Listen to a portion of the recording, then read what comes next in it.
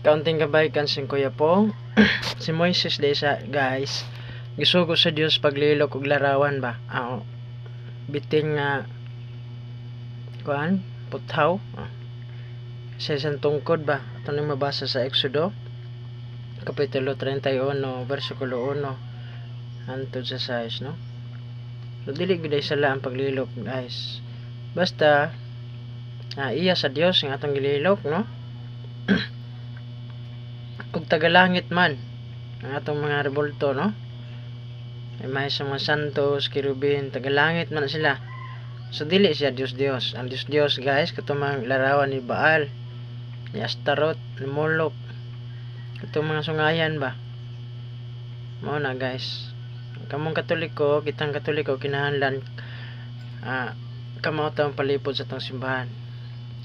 God bless guys and more power. Paki-like and share. Bye-bye.